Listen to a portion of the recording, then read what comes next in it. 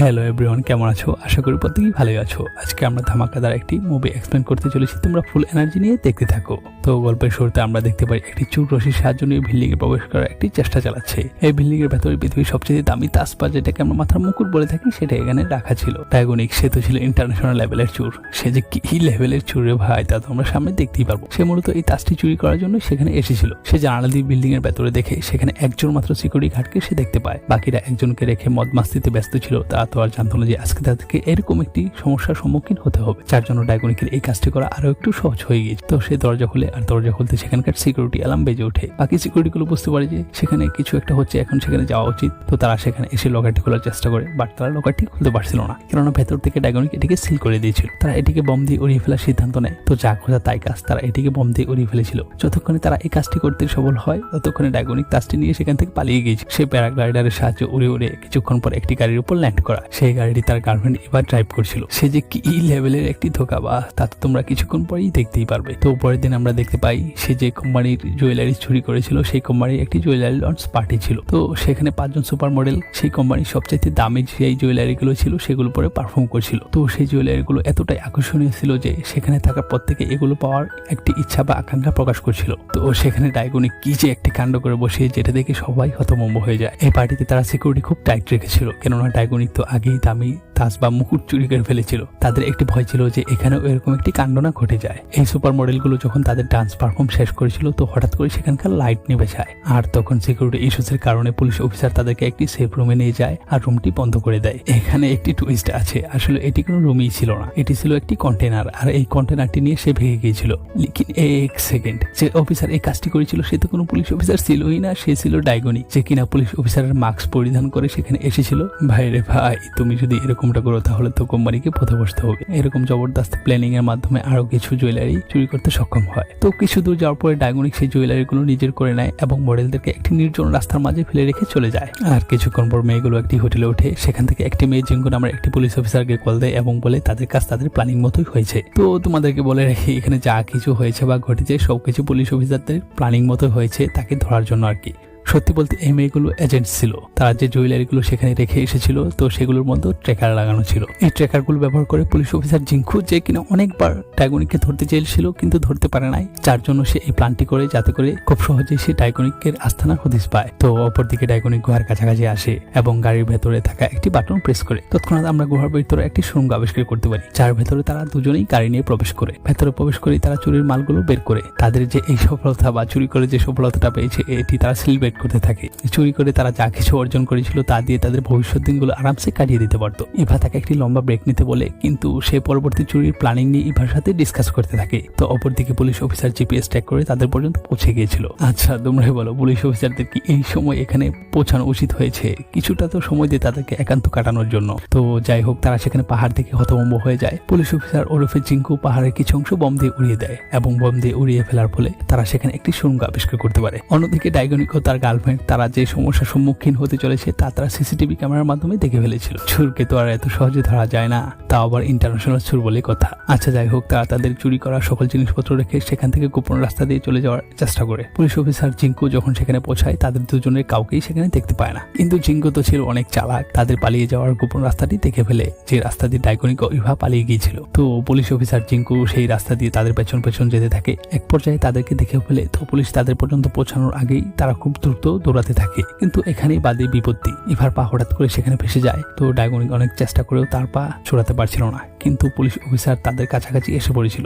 ভাইরে ভাই, যার জন্য ডায়াগনিক তার পার্টনার ইভাকে ধোঁকা দিয়ে সেখান থেকে চলে যায়। তো এই বিষয়টা ইভার খুবই খারাপ লাগে। পুলিশ অফিসারও দেখতে পায় যে ইভাকে কিভাবে ধোঁকা দেওয়া হয়েছে, কিন্তু তো ইভা তো কম ছিল না। পুলিশ অফিসাররা যাতে তাকে ধরতে না পারে, এই জন্য সে তার কাছাকাছি একটি নদীতে ঝাঁপ দেয় এবং নিজেকে রক্ষা করে। ডায়াগনিক ও ইভা দুজনেই পুলিশ অফিসারের হাত থেকে রক্ষা পেয়ে যায়, যার জন্য পুলিশ অফিসার জিঙ্কু অনেক হতাশ হয়ে যায়, কেননা সে অনেক পরিশ্রম করার পর তাদের দুজনকে একসাথে পেয়েছিল, কিন্তু সে সফল হতে পারে নাই। তো পুলিশ অফিসার জিঙ্কু ডায়াগনিকের চুরি করার সকল জিনিসপত্র সেখানে পেয়েছিল। 20 টাকার জুয়েলারি, 20 টাকার গাড়ি, আরো না জানি কত কিছু ছিল সেখানে। তো এই সকল কিছু পুলিশ অফিসার তারা আওতায় করে নেয়। এখানে জিঙ্কু এই শহরের কারণে একটি বিল্ডিং এর নকশা দেখতে পায়। তো সে বুঝতে পারে এখানে কোথাও ডায়াগনিকের আরো একটি আড্ডা বা আস্থানা রয়েছে। তো সে সময় নষ্ট না করে সেই বিল্ডিং এর কাছাকাছি যায় এবং সেখানকার সবকিছুর তল্লাশি নেওয়া শুরু করে। তো প্রথম তারা সেখানে কিছুই দেখতে পায় না, কিন্তু একটি অফিসারের হাত এলিভা এলিভারের উপর পড়ে যায়। এলিভারের উপর প্রেস করতে বেসমেন্টের দিকে যাওয়ার একটি রাস্তা বের হয়ে যায়। জিঙ্কু ও তার টিম রুমটি ভালোভাবে দেখতে থাকে। এই রুমটি একটি ল্যাবের মতো দেখতে ছিল। কি চালাক রে ভাই, এখানে সে নকল মাস্ক বানানোর কাজ করত এবং এগুলো পরবর্তী চুরির জন্য ব্যবহার করত। সকল পুলিশকে সেখানে থাকা যে কোনো জিনিসের উপর হাত দিতে নিষেধ করে দেয়, কেননা ডায়গনিক পরবর্তী চুরির আগে সেখানে নিশ্চয়ই আসবে। এখানে সিন কাট হয়ে যায়। আমরা এখানে জিঙ্কুর গার্লফ্রেন্ডকে দেখতে পাই, যে কিনা এই শহরের খুবই বৃত্তশালী মেয়ে ছিল। সে জিঙ্কুকে অনেক ভালোবাসতো এবং সে তাকে বিয়ে করতে চেয়েছিল, কিন্তু জিঙ্কু তাকে নিষেধ করে দেয়, কেননা সে ডায়গনিককে ধরা না পর্যন্ত বিয়ে করবে না। এটা শুনে তার গার্লফ্রেন্ড চুপ হয়ে যায় এবং বলতে থাকে কিছুদিন পর তার একটি পার্টি আছে। সেই পার্টিতে সে খুব দামি একটি গলার হার পরিধান করবে, যাতে করে এই নেকলেসটি চুরি না হয়ে যায় বা কেউ চুরি না করতে পারে। এজন্য সে জিঙ্কুকে এই পার্টিতে উপস্থিত থাকতে বলে। সিন কাট হয়ে যায়। অন্যদিকে আমরা একটি বিল্ডিং এর সিন দেখতে পারি, যেখানে ডায়গনিক তার মাস্ক বানানোর মেশিন রেখেছিল। এখানে অনেক পুলিশ অফিসার অবস্থান করছিল। ডায়গনিক মাইকের সাহায্যে তাদের সকল কথাবার্তা শুনতে থাকে। তো এখানে থাকা প্রত্যেক পুলিশ অফিসার তাদের ডিউটি চেঞ্জ করছিল। সেই মুহূর্তে ডিউটি ছিল রোলারের। অন্য পুলিশ অফিসাররা সেখান থেকে যাওয়ার পরে ডায়গনিক হঠাৎ করে বেসমেন্টের দরজা খুলে, আর দরজা খুলতেই পুলিশ অফিসারের নজর তার উপর পড়ে যায়। সে ডায়গনিকের উপর এলোপাথারি গুলি করতে থাকে, কিন্তু একটি গুলিও তার শরীর ভেদ করে না, যার কারণ সামনে একটি আয়নার দেওয়াল ছিল। তো গুলির আওয়াজ শুনতেই সেখানকার পুলিশ অফিসাররা অ্যালার্ট হয়ে যায় এবং বেসমেন্টের সেখানে এসে থেকে তাদের পুলিশ অফিসার রোলার বেহুশ হয়ে পড়ে আছে। ও ডায়গনিক তার মাস্ক বানানোর মেশিন নিয়ে ভেঙে গিয়েছে। তো এই খবর যখন জিঙ্কু শুনতে পায়, তো সে তার পুলিশ অফিসারদের উপর প্রচুর রাগান্বিত হয়, কেননা ডায়গনিক তাদের নাকের ডগা থেকে এইসব কর্মকাণ্ড করে চলে গিয়েছিল। তো পরের দিন জিঙ্কুকে হায়ার অথরিটিস এর লোকজন ডেকে পাঠায় এবং জানতে চায় তার পরবর্তী প্ল্যানটি কি। তো সেই মুহূর্তে ইভার কল আসে। ইভা জানতো যে ডায়গনিকের সাথে সাথে তাকেও ধরার প্ল্যান পুলিশের কাছে আছে। তো সে সেখানে থাকা পুলিশ অফিসারদেরকে বলে যে ডায়গনিক তাকে ধোঁকা দিয়েছে, এজন্য ডায়গনিককে ধরার জন্য যা যা সহযোগিতা করার প্রয়োজন সে তা করবে। কিন্তু এটার পরিপ্রেক্ষিতে সে পুলিশের কাছে কিছু চায়, সেটা হচ্ছে তাকে যেন দোষী সাব্যস্ত না করা হয় এবং ডায়গনিককে ধরার পর তার বিরুদ্ধে হওয়া সকল অভিযোগ যেন তুলে নেওয়া হয় এবং এরপর যেন তাকে কোনো হয়রানি ছাড়াই অন্য কোনো দেশে সেটেল করে দেওয়া হয়। এসব কিছু বলার পর পুলিশ অফিসারদেরকে সে মাত্র 8 ঘন্টা সময় দেয়। একবার চিন্তা করে দেখো কি লেভেলের চুরি তার উপরে মাতাব্বরি। হায়ার অথরিটিস এর ইভার এই আইডিয়াটা খুব ভালো লাগে এবং জিঙ্কুকে এই আইডিয়ার উপর কাজ করতে বলে, কিন্তু জিঙ্কু ইভাকে বিশ্বাস করতে পারছিল না। এজন্য সে ডায়গনিকের সাথে সাথে ইভাকেও ধরতে চেয়েছিল। সে এটি ভাবতে ভাবতে অফিসে চলে যায় এবং সেখানে গিয়ে যে তার অফিসারগুলো আছে তাদের সাথে সে মিটিং করে এবং সে একটি প্ল্যান করে যে পরবর্তী 8 ঘন্টার মধ্যে যখন তাদের কাছে ইভার কল আসবে, বাকি পুলিশ অফিসাররা যেন লোকেশন ট্র্যাক করে তাকে গ্রেফতার করে।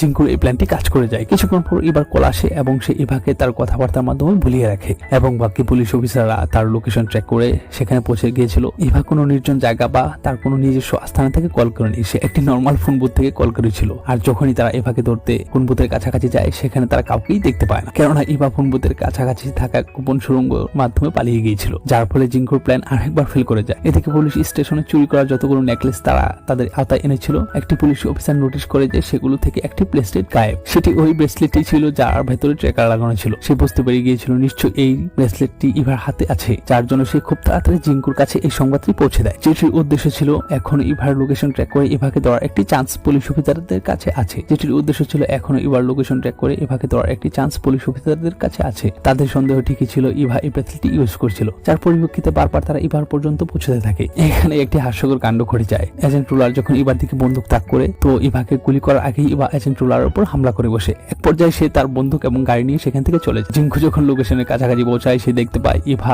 সেখানে নেই, রুলার রাস্তায় বেহুশ হয়ে পড়ে আছে। রুলার অনেক খুশি ছিল, কেননা ডায়গনিকের চুরি করার ব্রেসলেট সে ইভার হাত থেকে ছিনিয়ে নিয়েছিল, কিন্তু সে এটা ভুলে গিয়েছিল যে ব্রেসলেটটি তাদেরকে বারবার ইভার পর্যন্ত পৌঁছে দিয়েছিল। এই ভুলটির কারণে তার চাকরি নিয়ে সংশয় তৈরি হয় এবং তাকে ফিল্ডে কাজ করতে নিষেধ করা হয়। এদিকে আমরা দেখতে পারি জিঙ্কুর প্ল্যান ফেল হওয়ার কারণে অথরিটিস এর কমান্ড না মানার কারণে অথরিটিস এর অফিসাররা জিঙ্কুর উপর খুব রাগান্বিত হয় আর তাকে লাস্ট ওয়ার্নিং দেওয়া হয়, সে যদি ইভার সাথে সম্পৃক্ততা না করে তাহলে তাকে চাকরি থেকে বরখাস্ত করা হবে। তার কাছে আর কোনো অপশন ছিল না, যার ফলে সে ইভার সাথে সমঝোতা করার সিদ্ধান্ত নেয়। ইভাকে সে একটি গোপন মেসেজ দেয়, যা দেখে ইভা জিঙ্কুকে কল দেয় এবং সকালে তারা একটি গোপন আস্থানায় দেখা করার প্ল্যান করে। ইভা জিঙ্কুকে বলে ডায়গনিক যে জিনিসপত্রগুলি চুরি করেছিল সে আবার তার কাছে এগুলো ফিরে পেতে যে কোনো কিছু করতে পারে। ইভা জিঙ্কুকে বলে ডায়গনিক যে জিনিসগুলো চুরি করেছিল সে আবার তার কাছে এগুলো ফিরে পেতে যে কোনো কিছু করতে পারে। এর জন্য এই কথা আন্ডারওয়ার্ল্ডে ছড়িয়ে দিতে হবে যে পুলিশ ডায়গনিকের চুরি করা সকল জিনিসপত্র একটি সেফ জায়গায় নিয়ে যাবে, কেননা ডায়গনিক তার চুরি করা সকল জিনিসপত্র নিতে সেখানে অবশ্যই আসবে। সেই সময় তারা তাকে গ্রেফতার করবে। ইভা এক্সপ্লেন করে যে এই খবর আন্ডারওয়ার্ল্ডে ছড়িয়ে দেওয়ার পর অনেক সিকিউরিটির সাহায্য নিয়ে একটি ভ্যান তারা বের করবে।